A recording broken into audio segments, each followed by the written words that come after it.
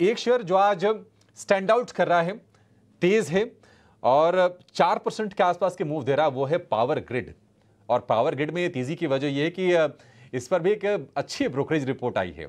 हमने कई सारे ब्रोकरेज की तरफ से देखा है कि 370, 390, 400 के ऊपर के टारगेट देखे हैं, लेकिन अब पावर ग्रिड के लिए तेजी का ट्रिगर क्या बन रहा है, जरा ये विस्तार से समझ लेते हैं। हमारे सहयोगी गौरव जवलकर जुड़ गए हैं।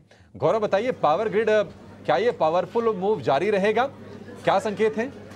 जी हाँ, अगर हम बात करें पावर ग्रिड की तो फिलहाल तो ऐसे ही दिख रहा है कि ये जो पावरफुल ग्रोथ जो है वो ऐसे ही जारी रह सकता है, क्योंकि इसमें कहीं पे काफ़ी सारे ट्रिगर जो है हमें देखने को मिल रहे हैं। सबसे पहले बात करते हैं गवर्नमेंट की तरफ से जो पुश आ रहा है वो ट्रिगर के बारे में। तो एक मैक्रो पुश हमें देखने को मिल रहा है ओवरऑल पावर सेक्टर में ही। अभी गवर्नमेंट ने जो है ट्रांसमिशन के लिए केपेक्स बढ़ाया है।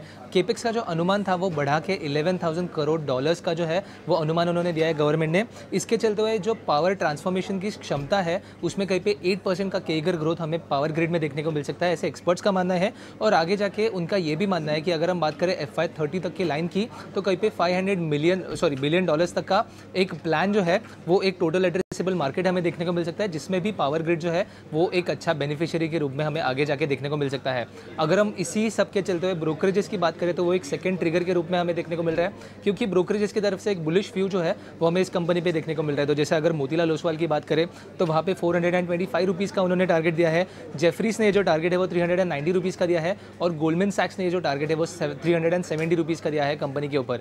तीसरे अगर ट्रिगर की बात करें तो इस सब के चलते हुए एक पॉजिटिव मोमेंटम हमें कंपनी के एक ओवरऑल फंडामेंटल्स में भी देखने को मिल रहा है। तो जैसे हमें पता है पिछले ही कुछ दिनों में गुजरात में इंटरस्टेट ट्रांसमिशन के लिए कंपनी ने एक ऑर्डर विन जो है वो हमें देखने को मिला था। खावड़ा पुलिंग स्टेशन में जो ऑर्डर विन है वो हमें देखने को मिला था। पिछले ही हफ्ते एक नया ऑर्डर जो है वहाँ पे भी एक लोएस्ट बिडर के रूप में कंपनी जो थी वो बोली जीती थी, वो भी हमने देखा था। तो एक ओवरऑल ही काफ़ी अच्छा ट्रिगर जो है वह देखने को मिल रहा है। और इसी सब के चलते हुए अभी एनालिस्ट का मानना ये भी है कि आगे जाके इसी सेक्टर में 40 लाख करोड़ तक का निवेश जो है वो हमें देखने को मिल सकता है। और आगे जाके 2030 तक जो गवर्नमेंट का जो विजन है जहाँ पे 500 गीगावाट का रिन्यूएबल एनर्जी जो है वो उनको लाना है, उसमें भी पावर ग्रिड के तरफ से एक अच्छा इनिशिएटिव भी देखने को मिल सकता है और पावर ग्रिड में एक अच्छा ग्रोथ भी देखने को मिल सकता है। अगर हम शेयर की बात करें तो इसी साल में लगभग 85% जो है इस शेयर ने रिटर्न दिया है। अभी भी अगर हम बात करें तो आज के दिन में एक 52 वीक हाई भी जो है वो शेयर ने रीच किया था। तो आगे जाके ये देखना काफ़ी इंटरेस्टिंग रहेगा कि पावर ग्रिड के इन्वेस्टर्स के लिए आगे जाके ये शेयर कैसे पैन आउट करता है, क्योंकि अगर हम फंडामेंटल्स की बात करें तो एक स्ट्रॉन्ग जो प्ले है वो इस कंपनी में हमें देखने को मिल रहा है।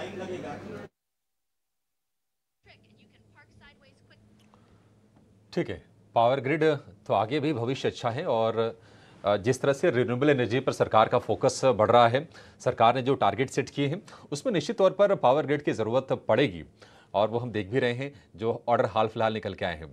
हालांकि महीने भर में करीब 6.5% और 6 महीने में 33% के आसपास रिटर्न दिया है, लेकिन पावर ग्रिड को रिटर्न के अलावा 2-3 चीज़ों की वजह से देखा जाता है। एक तो